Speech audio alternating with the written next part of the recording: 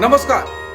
आज की सबसे बड़ी खबर, ईरान ने इजराइल पर सीधा और बड़ा हमला कर दिया है, और वो भी किसी आम जगह पर नहीं बल्कि इजराइल के सोरोका अस्पताल पर मिसाइल से हमला, जिससे पूरे इलाके में दहशत फैल गई है। इस हमले में अब तक 65 से ज्यादा लोग घायल हो चुके हैं, ऐसी रिपोर्ट आ रही है, और हालात बिगड़ते जा रहे हैं।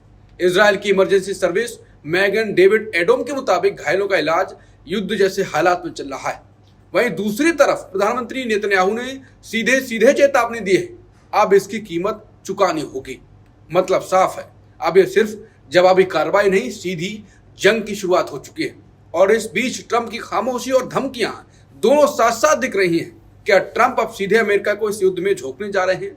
क्या अमेरिका की सेनाएं तैयार खड़ी है? और सबसे बड़ा सवाल, ये ईरान किस ताकत के दम पर, किसके भरोसे पर इतना बड़ा कदम उठा रहा है?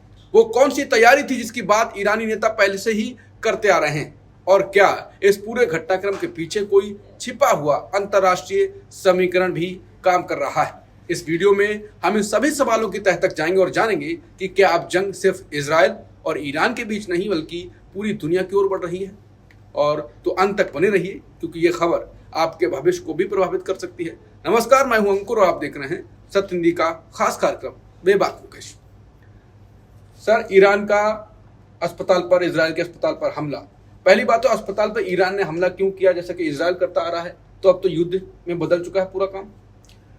देखिए, हमला तो ईरान का कहना है कि उसने अस्पताल पर हमला नहीं किया है। अस्पताल के करीब जो आईडीएफ का कैंप था या उसका अड्डा था या उसका दफ्तर था, जिसमें साइबर सिक्योरिटी का भी दफ्तर बताया जा रहा है, उसने उस पर हमला किया था। और चूंकि ये लगा हुआ था, कैंपस दोनों आसपास थे, इसलिए इस पर भी हमला हो गया। तो ईरान का पक्ष ये है।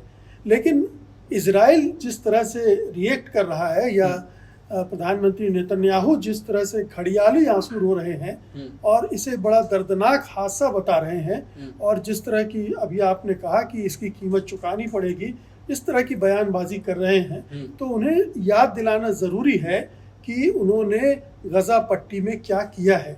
गजा पट्टी में इजरायली सेनाओं ने 474 के आसपास जो मेडिकल सुविधाओं के केंद्र थे, अस्पताल थे, चिकित्सा केंद्र थे, क्लिनिक थे, उनको तबाह किया है इन 20 महीनों में।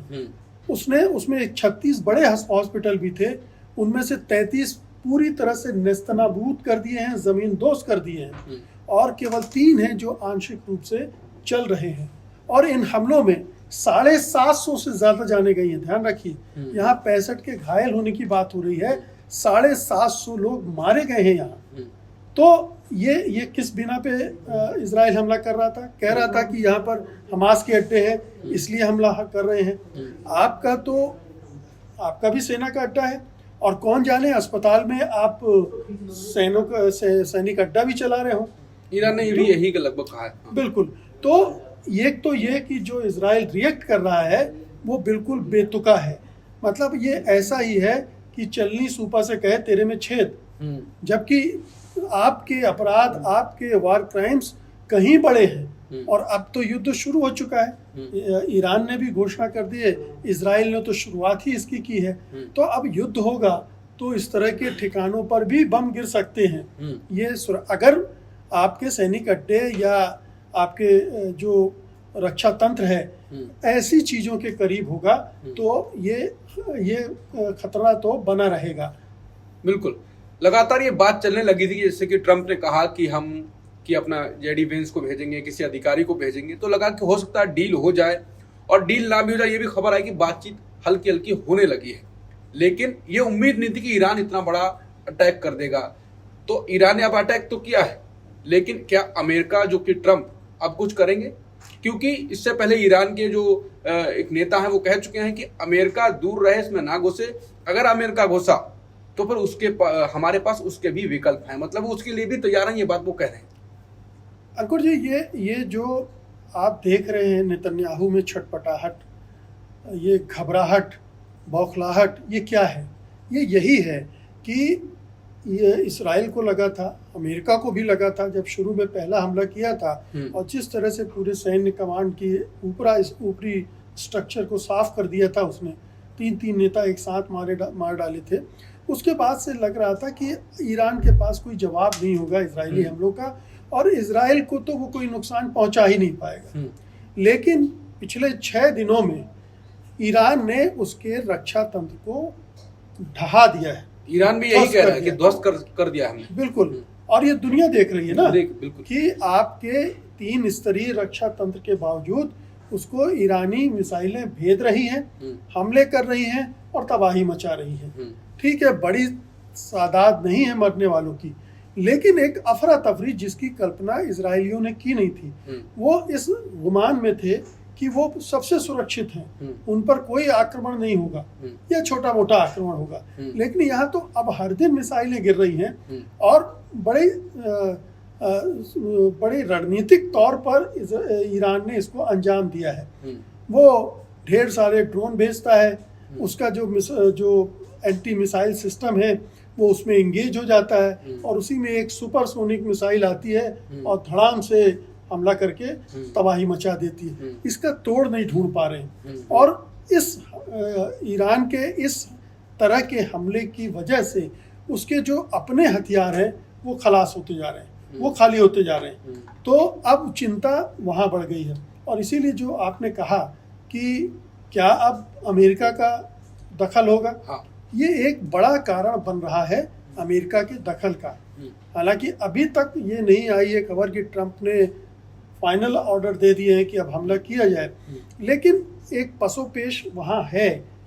शुरू में शायद ट्रंप ने सोचा था कि जेडी वेंस वगैरह को भेजकर किसी तरह का कोई समझौता निकाल ले तो नोबेल पुरस्कार की गुंजाइश यहाँ से भी बन जाए।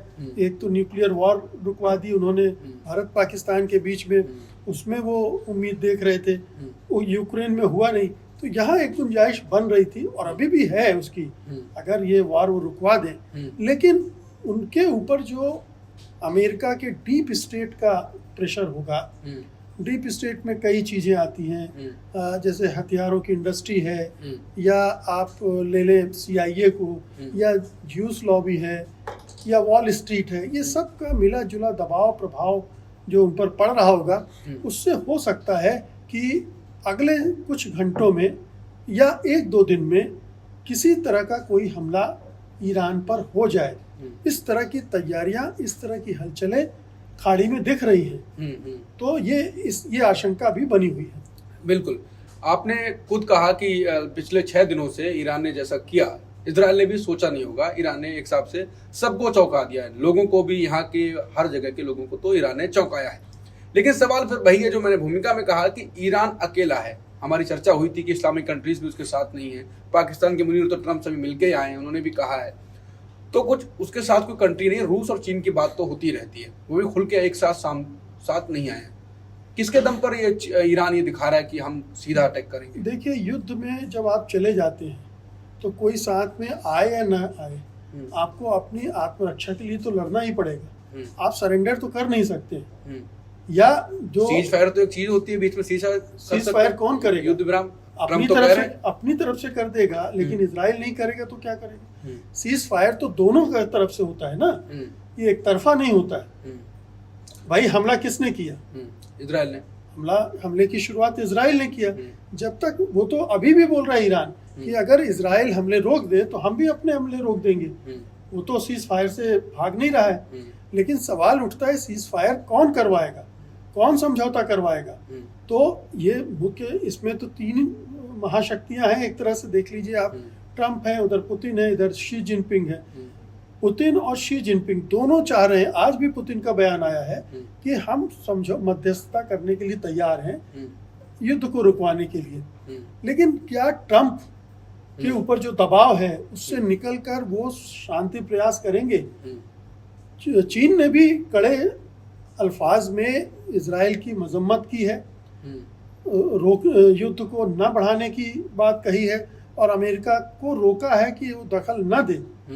लेकिन अगर इसके बाद कुछ हुआ तो ये कहना मुश्किल है कि चीन कितना सहयोग करेगा, उत्तर कोरिया कितना सहयोग करेगा, पुतिन कितना सहयोग करेंगे, या कुछ जो मुस्लिम मुल्क हैं उनकी तरफ से ईरान को क्या सपोर्ट मिलेगा। ईरान की एक्शन देख के आपको लगता है कि ईरान तैयारी कर रहा था पहले से? ईरान तो सालों साल से तैयारी कर रहा है। हम्म, आप देखिए कि वो वर्षों से युद्ध में है। युद्ध नहीं हो रहा था, लेकिन युद्ध की स्थिति में है। उस पर बार बार हमले होते रहे।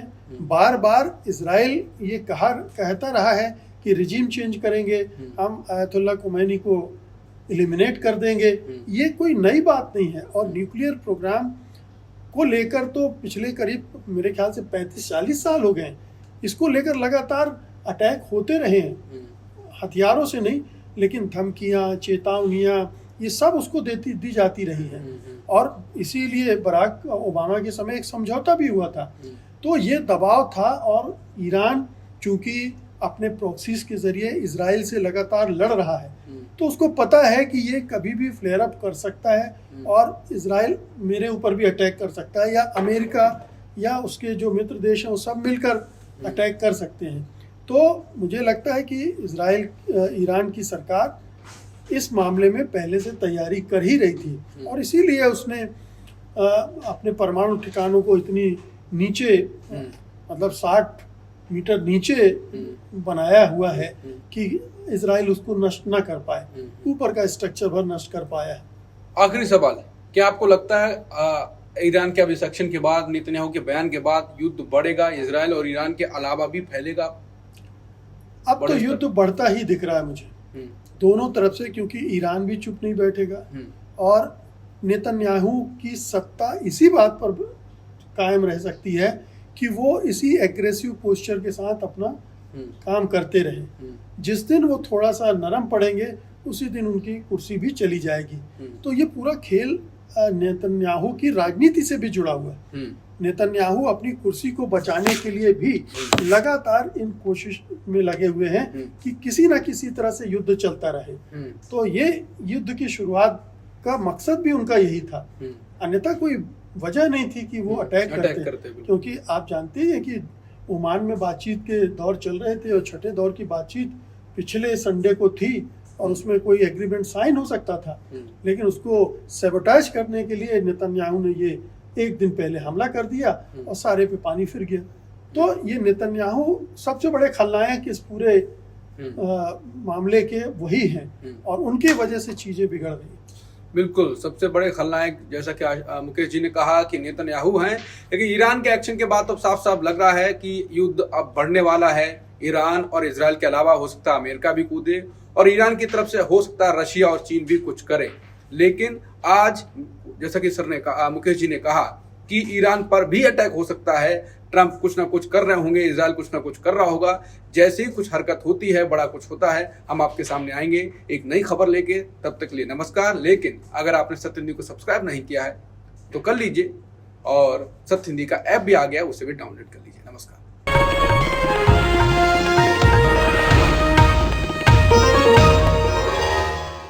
Disclaimer under Section 107 of the Copyright Act 1976. Allowance is made for fair use for purposes such as criticism, comment, news reporting, scholarship, and research. Fair use is a use permitted by copyright statute that might otherwise be infringing.